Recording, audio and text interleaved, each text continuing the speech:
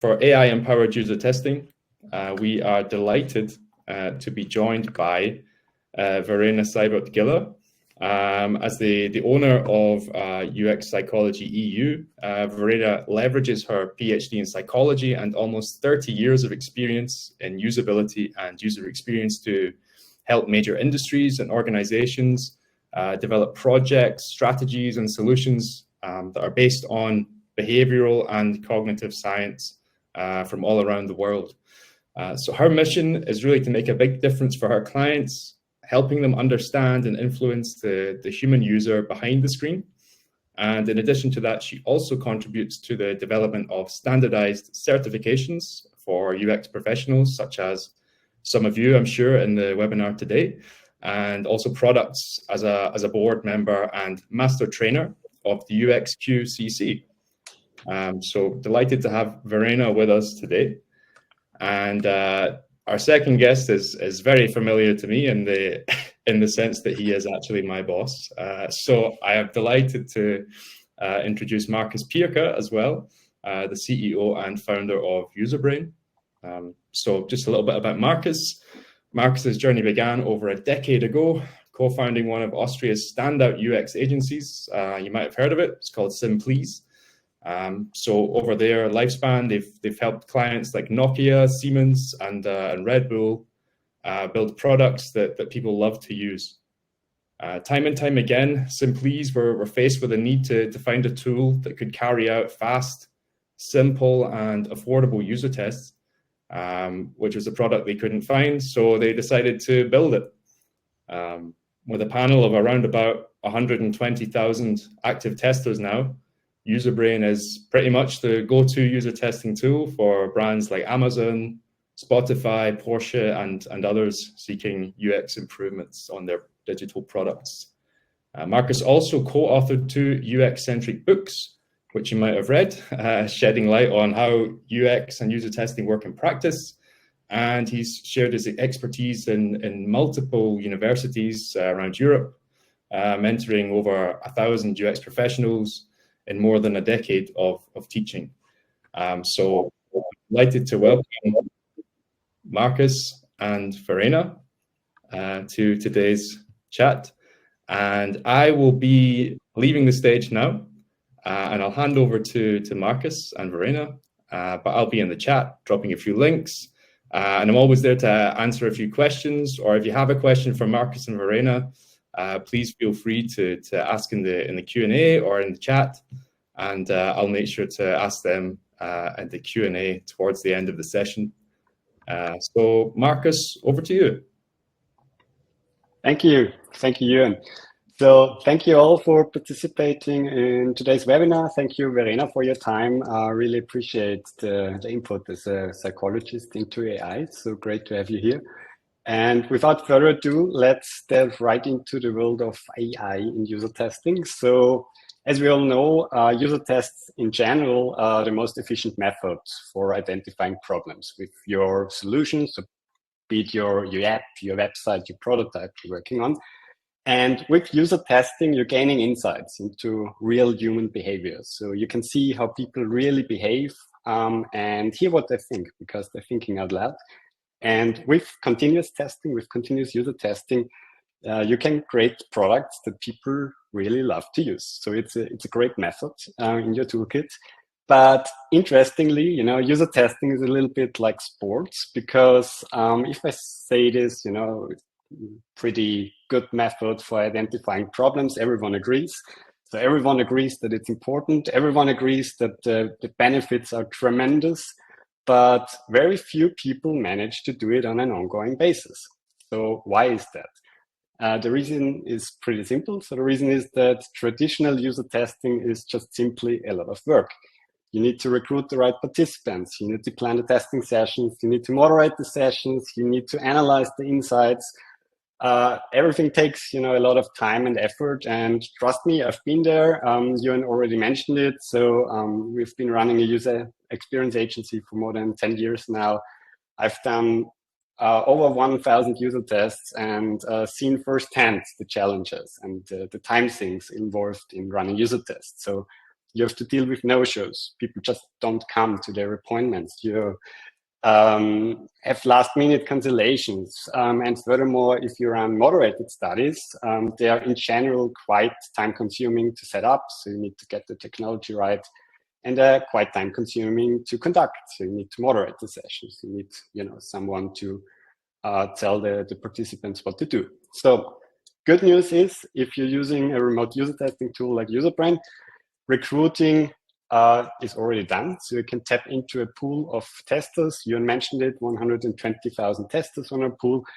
So you don't have to, experience any no-shows, and there is no need to moderate the sessions, because in unmoderated remote testing, people just, do it on their own. And typically you get results within a couple of hours. So first step would be, I'm going to show you how this workflow typically looks like, and then I will show you where AI comes in. So I'm going to show my screen, share my screen now. So that's how setting up a test looks like in Userbrain. You give a test name. In this case, we have tested the Porsche website. You set up a URL. So the URL you want people to start. As said before, you can test your app, you can test your prototype, you can test your live website. You set up the language of the test. We support German, English, and Spanish at the moment. And then you give our testers certain instructions. So in this case, we're going to test the Porsche.com site. It's a car dealer, car manufacturer, and we ask people to describe their car purchase out loud as the first task. Then we ask quantitative testing. So how often do you use sites similar to this one? They can choose from different pre-entered answers, and then we give them a scenario. So imagine you've always wanted to own a Porsche since you were a kid. In the past year, you've received the bonus. Now you finally have the time and the money together to make your childhood dream come true. So that's how you usually set up a user test on a remote platform, entering the URL, entering the tasks. I won't go into much detail here because we have many, many webinars on how to set up tasks, how to structure your tests. You can find them on our YouTube page. We have even templates where we can, show you what good user tests look like. And you can find them online on the site as well. So let's say we've put together our tests, and then we hit Get Testers.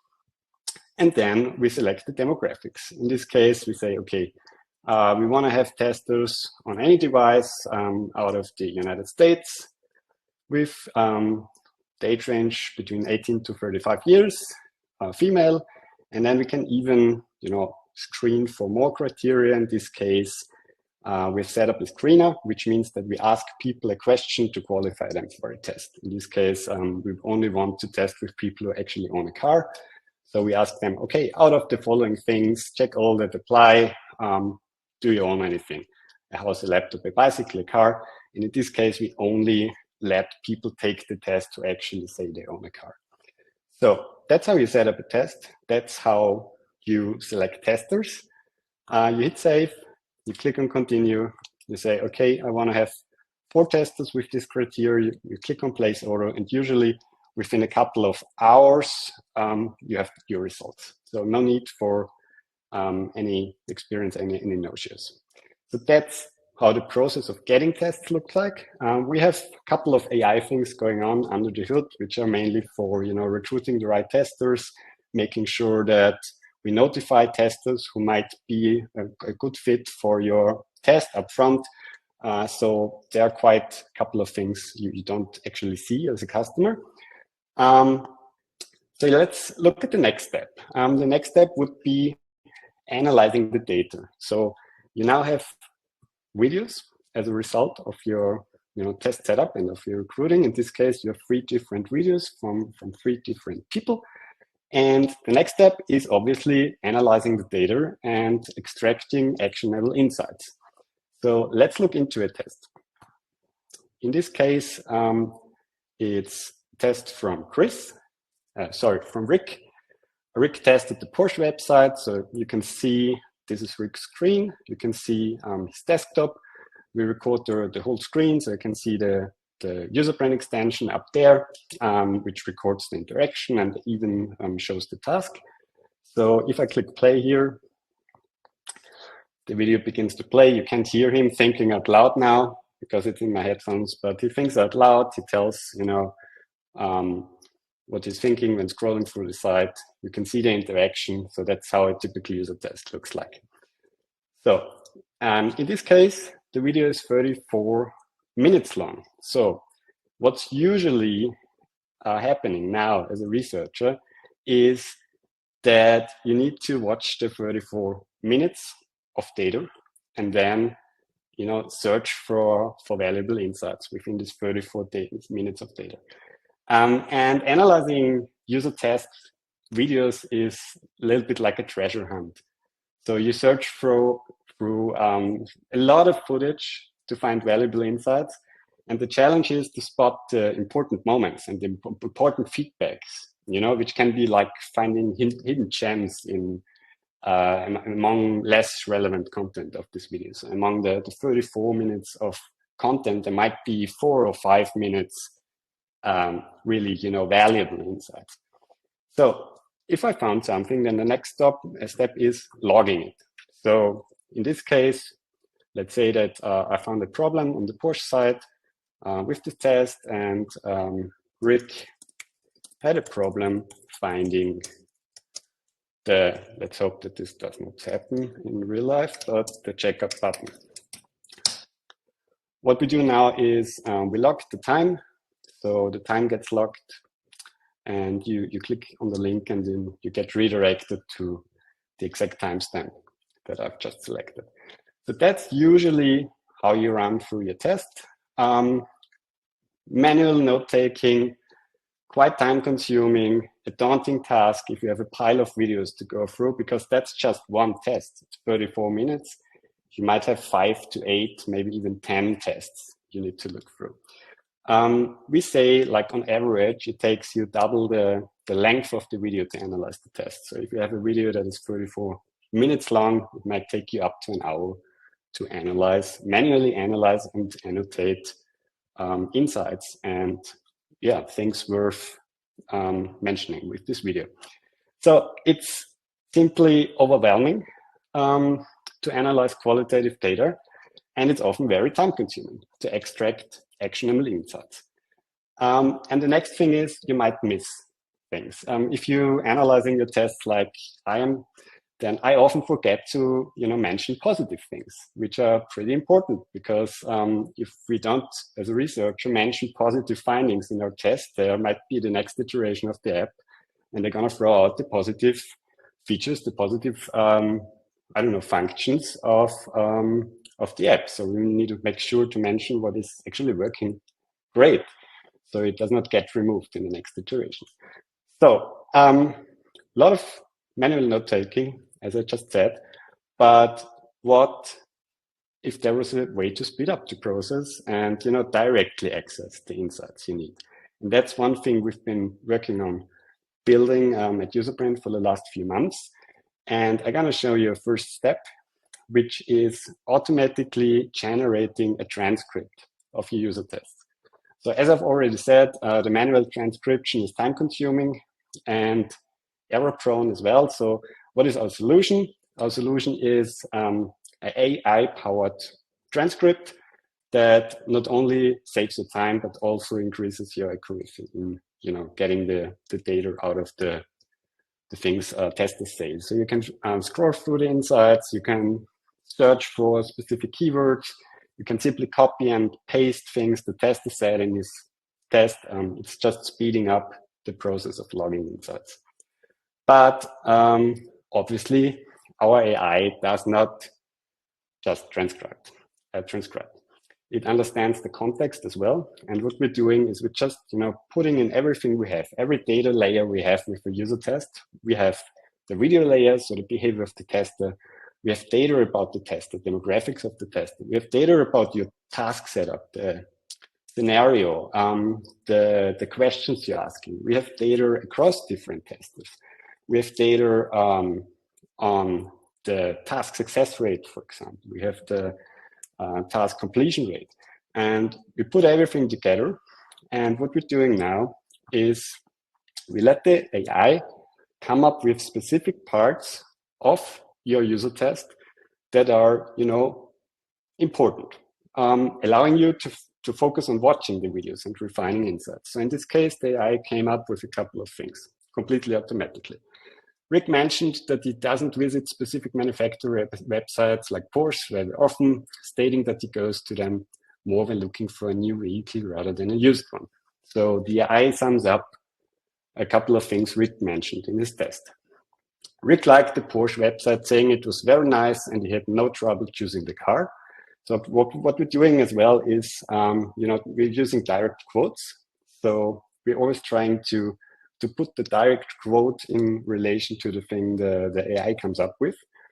And then it sums up a usability issue in this case. So we tag the issues as well. Rick had difficulty finding a way to see the interior seating and wished there were pictures or a better 360 view to show the seats. So obviously a problem going on. What you can do now as a researcher is first, we gave you an overview. So you can now dig in deeper into the specific timestamps, into the specific problems, and really understand what's going on and what the problem is. So you have just, now an entry point into 34 minutes of user test. So it's a shift, it's a shift from manual to AI-assisted analysis. And we think that this is really a game changer because it can save you hours and hours and ensures that no insight is overlooked. And you can focus on watching the videos and refining the insights and, really understanding what's going on and don't need to come up with, spending so much time in logging everything. So the keyword for us in general is assistant. So we don't believe in AI replacing human work here, but we believe in AI assisting you in making it easier finding hidden gems in your user test. If you want to try out our AI function, Jürgen is going to post a link in the chat now, where you can simply try out the AI tool 14 days for free, and you get even, thank you, Jürgen, 2 free testers. If you sign up now, use the link now and create a free account, and then you can experience, what the AI is capable on your own. One more thing. So I've done the AI analysis now in one video. I will do it on the other 2 as well. So just click Get Insights here. And I click Generate Insights here.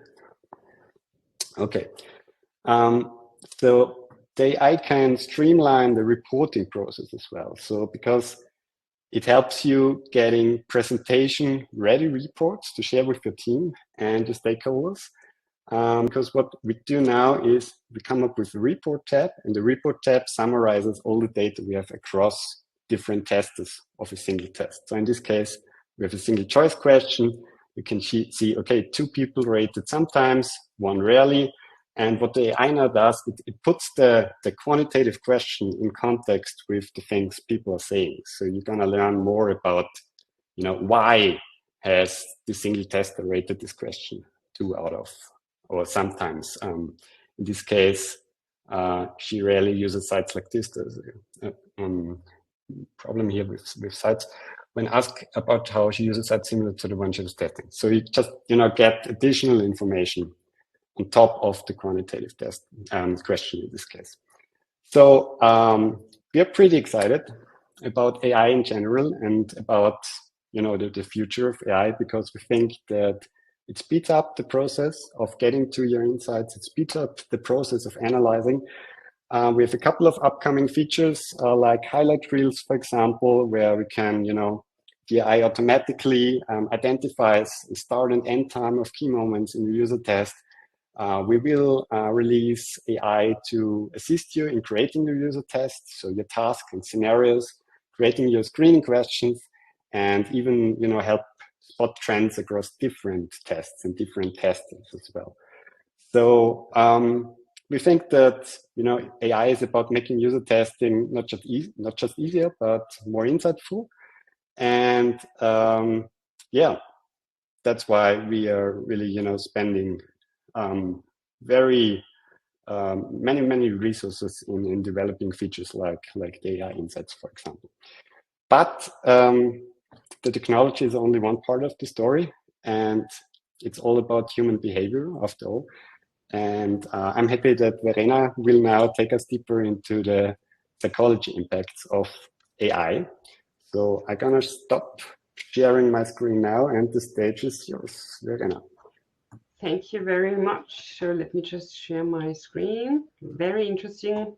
Sorry, Verena, just while you're sharing that, I just wanted to say to everyone, and thank you so much for your questions there. I do see your questions in the Q&A.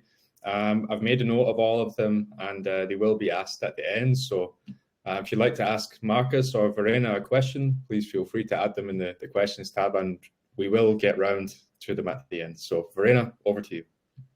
Okay, thank you very much. Okay, as you've heard, I'm the psychologist in the field. So what I'm always interested in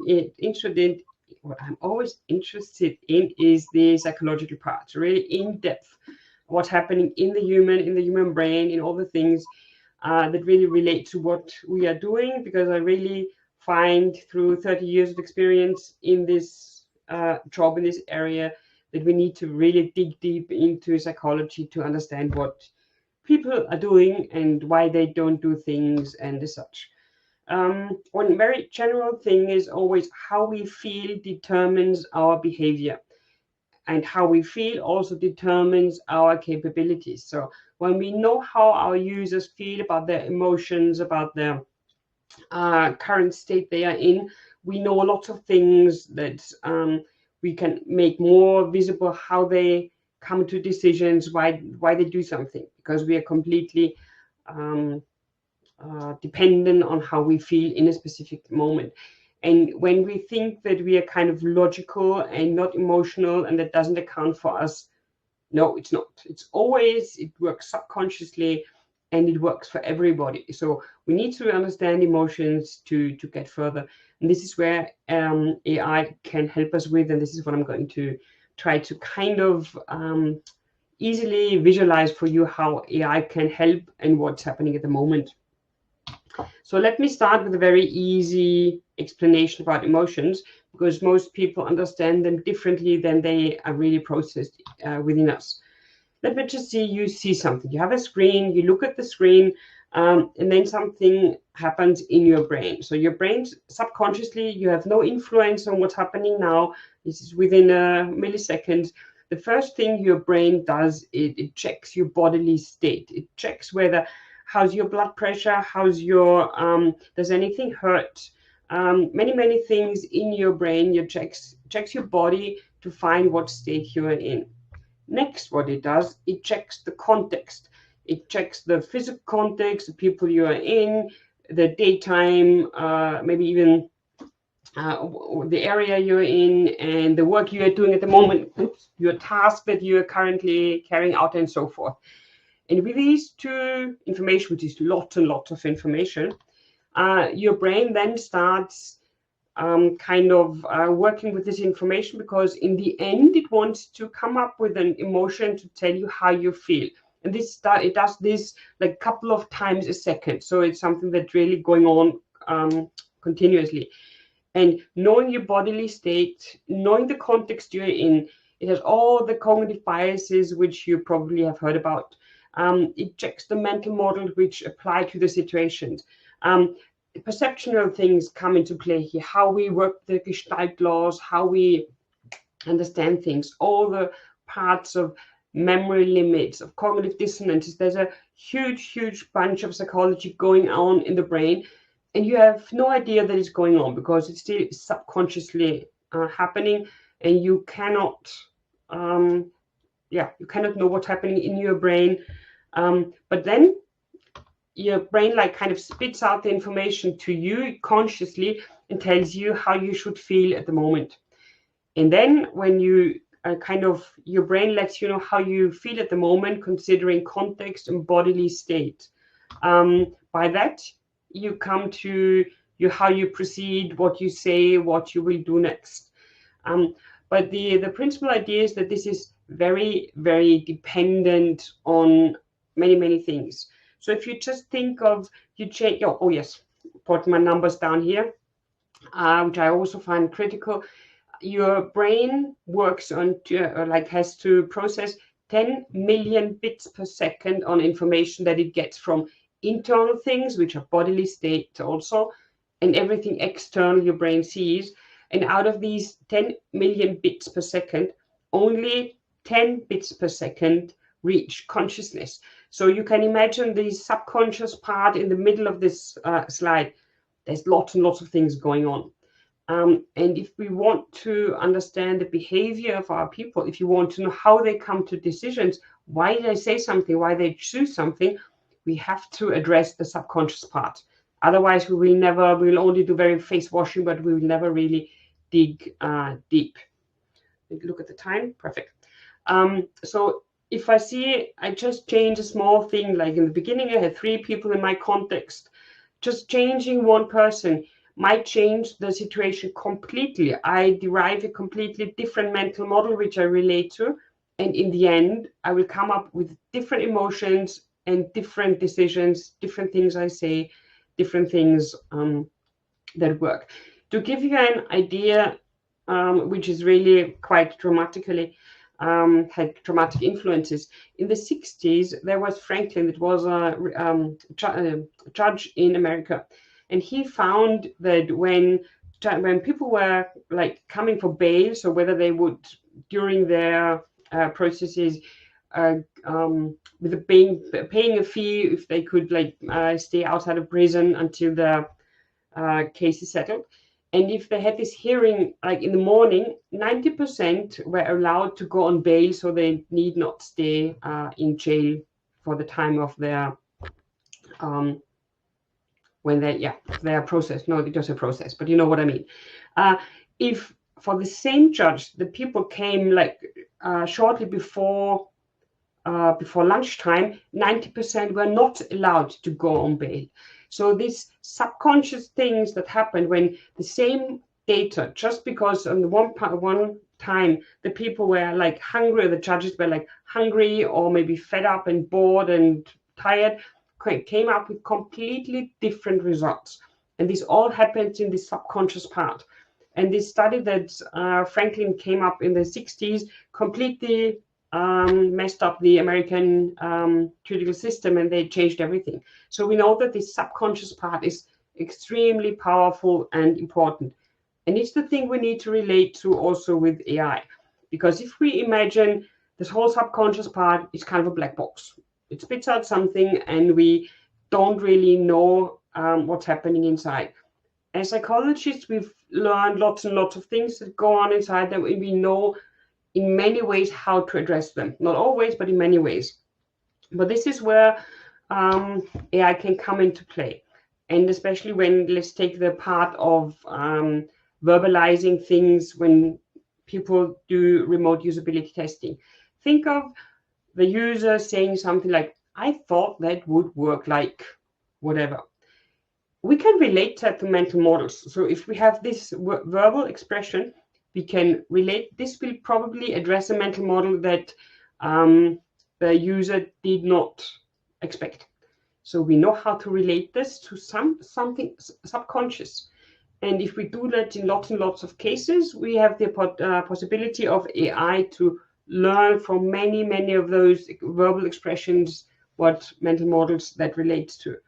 Another example, if users say something like, I didn't see that at first, we know that this could be a perceptual issue, because when we know how specific psychological situations like stress and many others influence our perception, we could relate this not only to the very basic idea, well, this was not visible on the screen, but we can detect or decipher the psychological part of perception that led to this expression. I didn't see that at first. So we have the power to see where was this in the peripheral vision area? Was this something that did not work with the Gestalt laws? Was it something where colorblind people had problems with? We can relate that because from one expression, we get a glimpse into this black box. Or a more tricky one, if our user says something like, wow, this stresses me out, or this stresses me now, it's more complicated, but we can relate that to, if it really stresses him or her, we can relate it to a bodily state, because we know that stress is something that is extremely powerful in changing our perception, our mental capabilities and everything. And to give you an idea, just the idea of being thirsty already means that you've about 2% of too little fluid in the too little water, whatever, in your body, and that has already decreased your mental capabilities under specific circumstances for 25%. So it's very, very fragile system when we are stressed. So if somebody says, this stresses me now, we can relate this to a bodily state probably, which can be, see, oh, this could be memory limits. Have we exceeded the cognitive capabilities of our users at that point? And we can relate that if we get the right glimpse into this black box of our users. So if we to do things like that, we can speed up the process of detecting patterns from verbal expression at that point, and potentially really psychological causes in the subconscious area in this black box. We need verbal to do this, like we need the verbal transcripts, as Userbrain has them now. We kind of need to classify issues. So if somebody says, I didn't see that, and the other one said this wasn't visually obvious to us, we need to kind of classify that these relate to the same thing, which AI is very easily capable of. And then we allocate keywords and allocate them to psychological concepts. And by that, we get by far better recommendations on what we should check in our user interface for, our system for, so that we can detect psychological problems, psychological bad designs, whatever that led to some verbal expressions. But it's not only about verbalizing. To give you two other examples, because they also are within this black box, we have body language and everything that has to do with body, because we know that our body expresses emotions. The way we behave, we sign with our hands, how we sit, whatever, is an expression of an internal mental state. So if we can read body language, we could get lots and lots of information.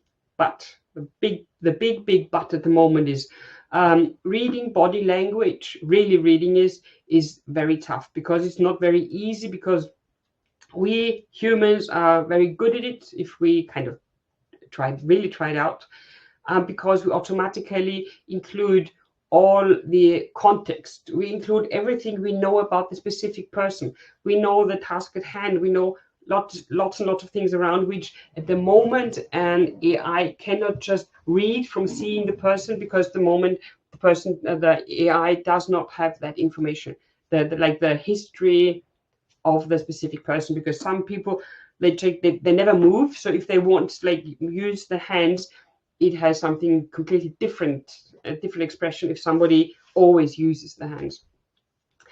And we know that we are very good at face recognition already, technologically wise, but detecting emotions in faces is still really beginning to grow, because like currently, some of the models are still relating to Paul Ekman, who's a psychologist, who's came up with these 7 general emotions that everybody has, and research now showing that this is just not true. So taking the body, either body or face, to detect emotion will happen. I'm sure that within the next like 5 to 10 years, AI will be perfectly capable of doing that. But because AI is increasing that rapidly, at the moment, you have to take it with care, from my personal opinion.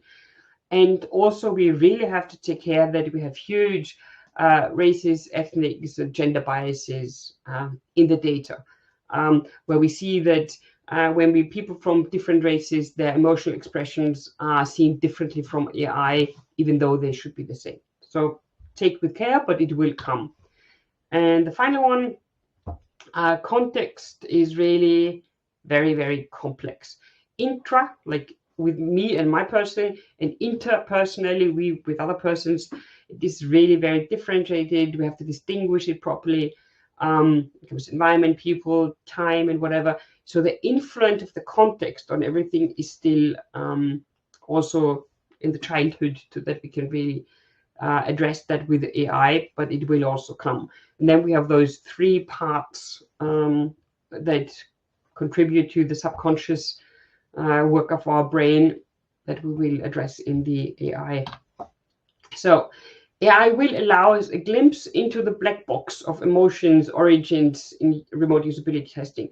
At the moment, verbal transcripts are the best you can get to really make the best out of it, but it will develop.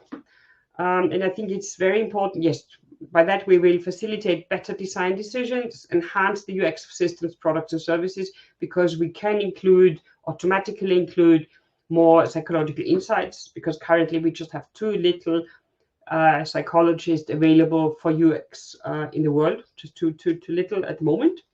But what I always want to stress, it will never take the responsibility of controlling ethical consequences of what we do, because if we apply psychology, we always have to do that in a very ethical way and think of the consequences, because we have all those topics at the moment, dark patterns and many things that are going on, which are definitely not good.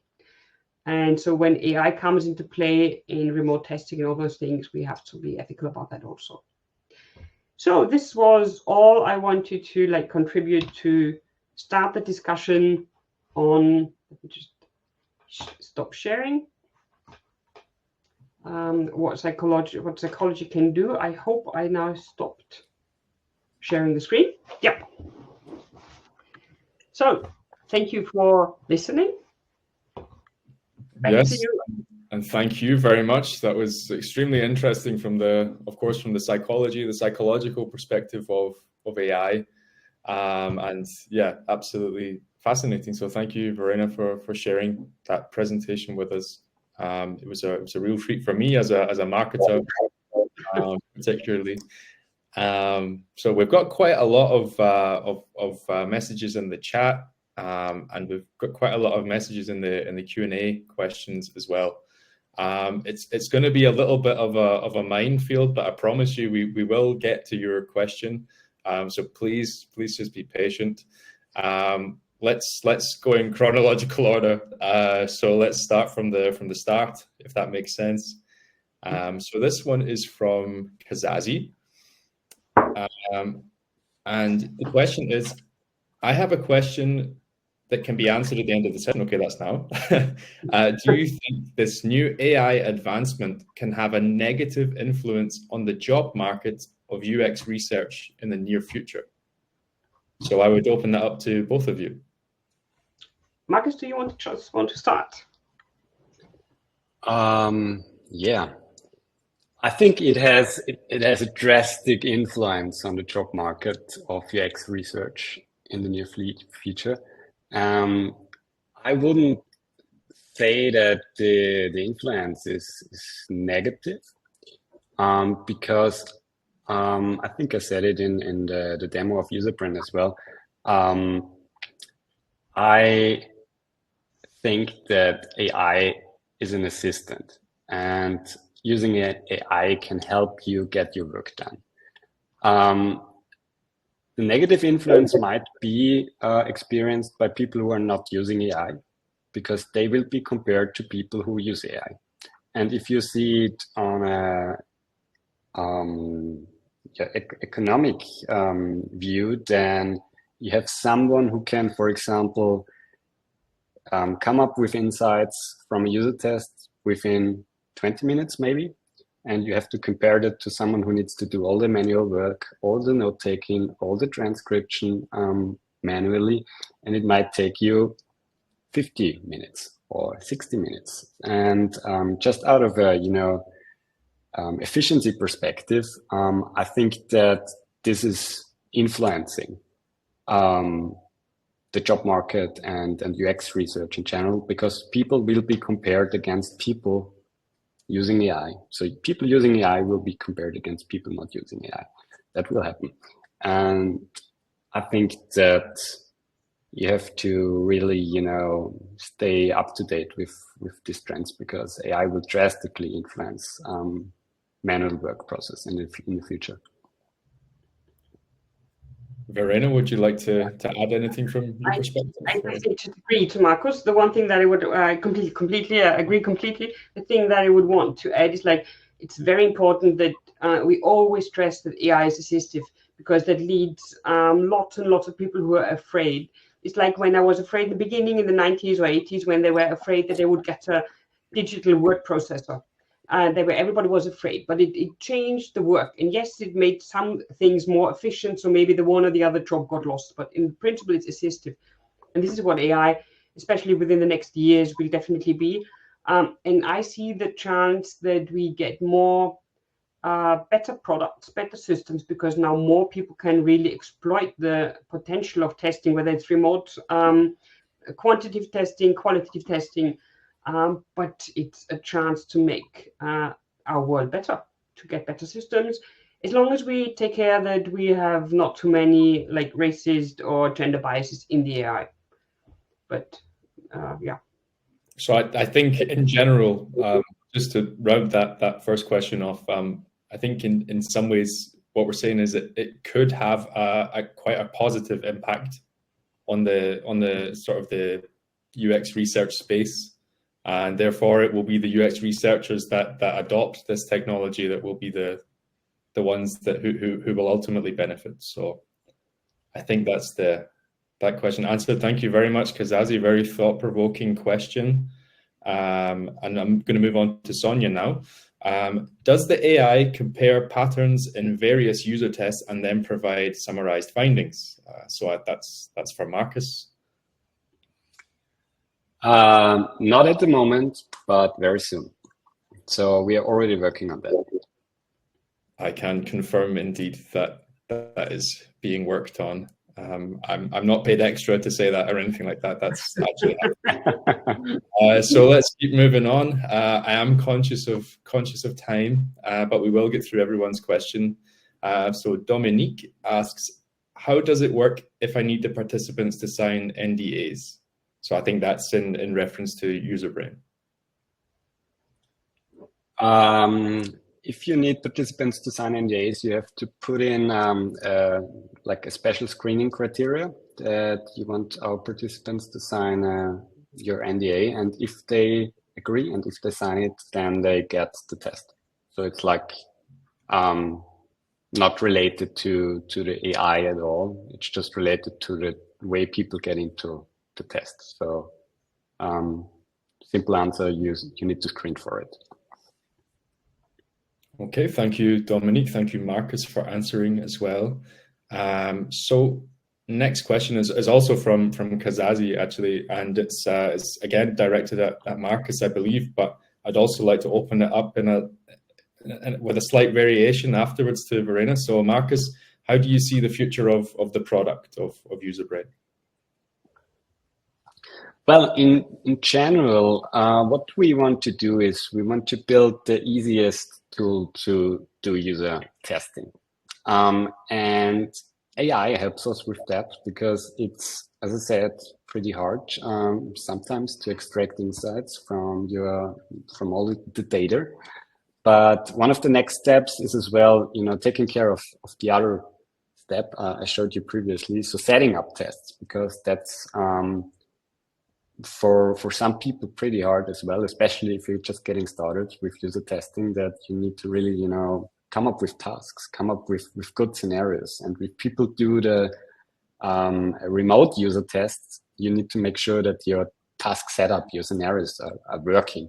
So we are working on that as well. So how we can, speed up the process of setting up a test with the help of AI, helping you creating task scenarios, helping you creating screening questions. And I think in general, the future of the product, as I imagine it to be, is we make it easy to get feedback from real people. And it shouldn't take you more than a couple of clicks to really get insights, how people really, behave, how people really think, how people really, interact with the product. This should be doable within a couple of minutes, maybe 2 minutes. Then it should everything should be already set up, and you just need to wait for the results. So that's at least my vision for the product. Yeah, thank you, Markus. So Verena, I just want to twist that around a little bit and kind of ask you more from your point of view. I know you just touched on it earlier with the first question, but how do you sort of see the future of user testing products in general, user testing tools, softwares, techniques? What's your kind of thoughts on that future? My future would be like, I hope for that, like it's kind of what Markus already said, that many more products are being tested. There's so many products, services, systems, whatever, are not tested at the moment because people just don't have the time, they don't have the capabilities, and that the threshold or the barrier that people really get into regularly testing their the products. That they will just do it more often, that the barrier is the frontier when we do this is like decreased. And ideally we would kind of really start connecting it to like agile processes that where we introducing companies that with every sprint they just set out like they do automatically software testing from the technological part, that they do user testing just like after every sprint or whatever, they just test. And the more automatic this goes, the more likely they are to do this. And this is where AI comes into play. So, yeah.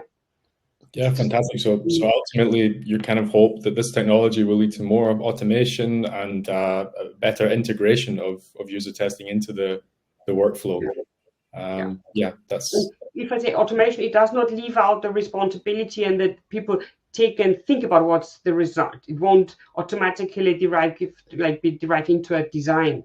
So people will not lose their jobs through to this automatic testing. They will just get better information. Absolutely. I think that was the first sort of thing I saw in design circles when these AI tools started to come out, and a lot of studies were being done on how effective they are.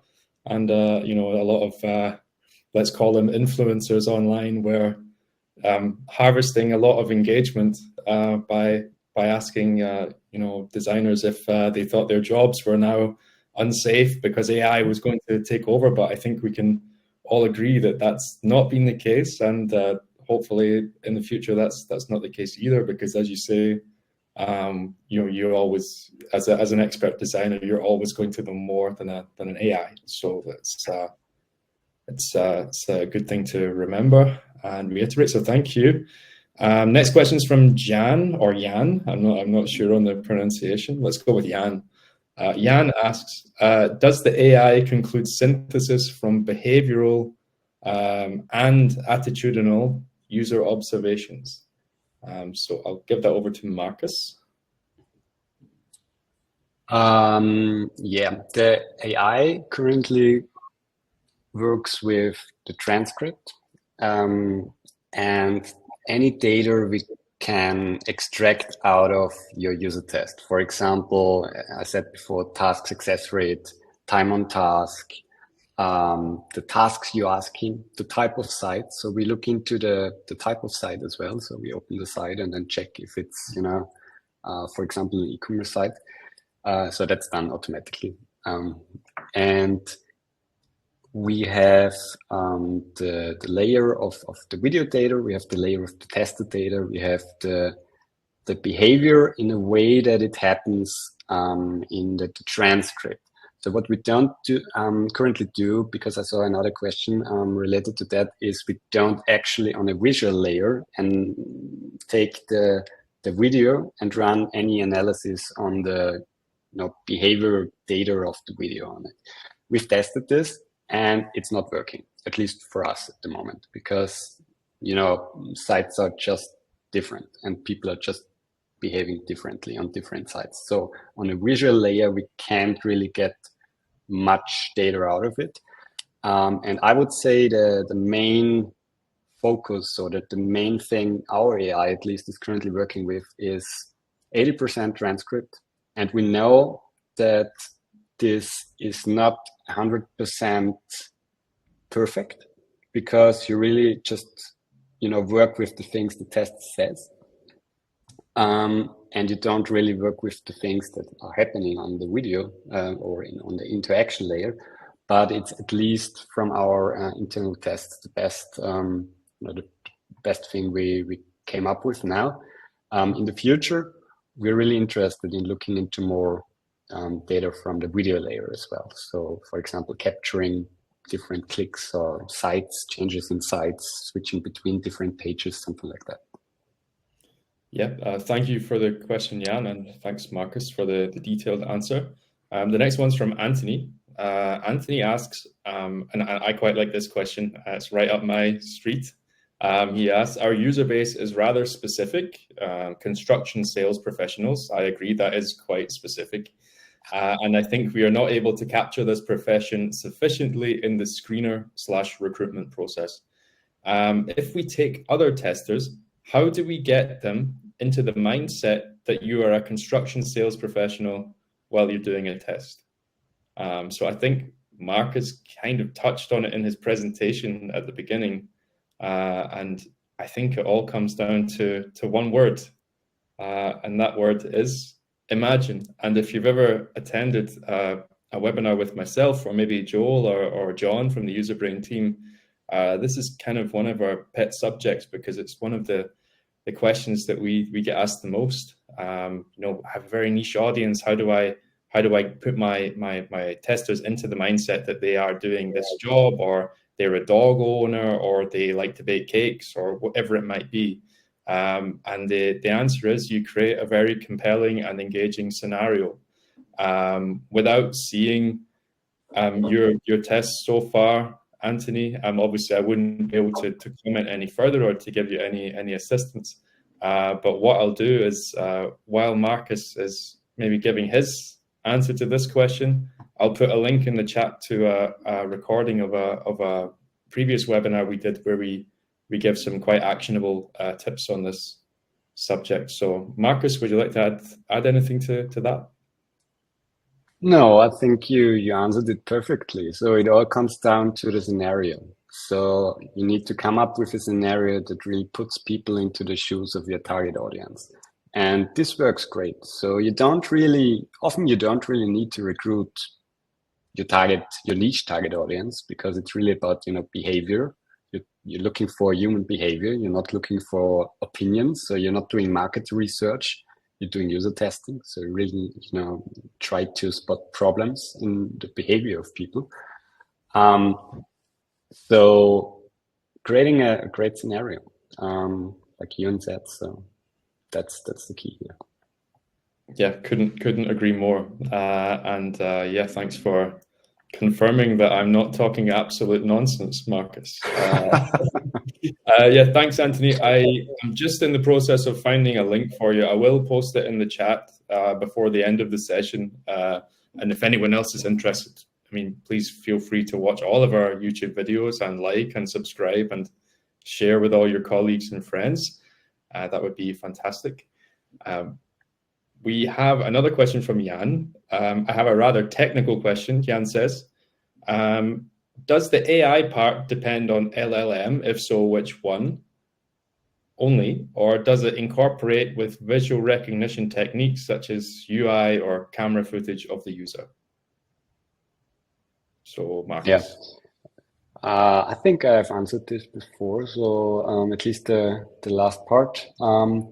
But yeah, we use a couple of AIs, and that's our secret sauce. So I won't share that in which order and which ones specifically, because it took us a while to come up with a different, approach of getting the most out of our AI analysis. But yeah, obviously we're using a transcript, so we are dependent on language models. So yes. But also just to clarify on the secret sauce comment, it's all legal. There's nothing illegal. Course. Thank you, Ewan. It's just a little bit of PR there, just to keep things all correct. So the next one is from Lucia. Lucia asks, sorry, I just need to formulate this. Can users ask the user tester specific questions directly? So I'm not quite 100% sure what you mean by that, Lucia, I'm afraid. But I imagine it's, can we, as users, can we ask questions to the testers directly? And I think it depends what exactly you would mean by directly. Obviously, Userbrain is a remote, unmoderated testing tool. You set up your test beforehand, and then you order your testers. And yeah, I think you and Anthony just added a comment here that at the moment, yes, it's only unmoderated remote user testing, which means that people are taking the test on their own device while thinking out loud. So there's no moderator, there's no interviewer. That's the method, unmoderated remote user testing. It's currently supported by Userbrain. But of course, we are looking into other methods as well. So not in a, how do I put this now? So it won't happen in the next few months, but it's definitely on our list of opportunities. Yeah, never say never at Userbrain. That's what we always say. Another comment from Jan, appreciate the transparent answer. Cool product after all. I'm going to test it in the near future. Thank you very much, Jan. That is great to hear. Next question is from Milos. Having in mind that an important part of UX is based on empathy with users, do you think AI will manage to support UX processes in that segment? And I think maybe I'll give this one to Verena because Markus has been taking all of the airtime in the last 10 minutes or so. No problem. Well, I think, yes, it's all about empathy. And I think the better the AI assists in providing insights and data, the more empathetic we can be. If we not completely trust AI, but kind of really think that we see things the users do, we get the data analyzed or classified, whatever, by AI, and we still keep our human brains on, our human insights, we will still be empathetic, but we will be empathetic in a better supported way, better assisted way, and more efficient way. But we will not lose empathy because I think this is all about, good UX is about empathy. Yeah. So we won't lose it. No. Markus, any additional thoughts? Brief answer. Yeah. Milos, I love your question. So that's a great one. And I think that, so we are just working on a feature called Clips, which means that you can share a specific part of the video with your coworkers, with your stakeholders, with your team. So that's one of the next releases with for Userbrain. And the thing is, I talked with Stefan, who is head of product, today, and we think that this feature will encourage sharing, and we think that sharing will, have an impact on empathy, because the more you share, the more you have external people watching own users, watching real people interacting with your product, the more empathy they will get. And I think that AI will help you getting more efficient in, coming up with insights, extracting insights from your test. So you can focus more on the internal processes, on, sharing it with the right people, sharing it with the team, and putting together a report and making sure that your work really has an impact. So I think that even if it's somehow contradictory, that AI can actually have a great impact on empathy if you use it in the right setting. Maybe I can add on that, because I think one of the most important things, which we always said in traditional user testing, which is not remote, have people watch the test. Because if you really watch somebody struggling with the system, you get those time feeling, you really get to feel what people are kind of suffering when they use your product. You have a completely different feeling for what's going on than if you read a report. If I read the users took like 5 minutes to do this or that, yes, 5 minutes is just on paper, but if I really feel the 5 minutes and I'm sitting beside the person who's struggling for 5 minutes, I get a completely different impression. So if I have this feature, which I didn't know about, which is great, Markus, that you have those clips, you can share videos, you can get those kind of, and get more people watch where the users are struggling or succeeding, and by that share completely different feeling for the product. Yeah. Yes, and I've just posted a link just to go back to one of the questions previously about sort of target audiences and how to kind of bypass that requirement to a certain extent. And as we talked about, it's about putting your users into a very interesting and engaging scenario. So I've shared a link to a previous webinar that we did where we kind of discussed that at kind of good length. I am a little bit conscious of the time now. I do see a couple of more questions coming in. I see a suggestion from Anthony about the AI analysis. Yep, that's really interesting, I think, and it's definitely something that we can take on board.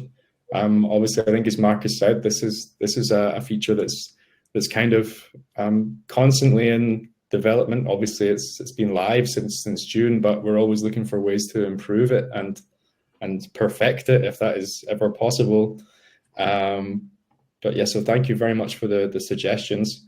I'm just looking at the results from the poll that we started when we came in here. So we have a real good mix of designers, researchers, product managers, and it's really interesting that most of you have used AI on a fairly regular basis, from what I can see here. So I think it's been a really interesting discussion. And just from my side, before we go, I would like to once again share Userbrain's offer of 2 free tests for a free trial, which you can use at any time, and it comes with all of the features, so you can try out the AI insights, for example, firsthand. I'd also like to thank our 2 guests today, not just because he's my boss, but thank you, Markus, very much for coming on the show today, the webinar today. And thank you very much to Verena. Verena has worked with us before in our podcast for the German language, which is UX Heroes. Verena is one of our most popular UX heroes, I believe. The last time I looked at the play statistics.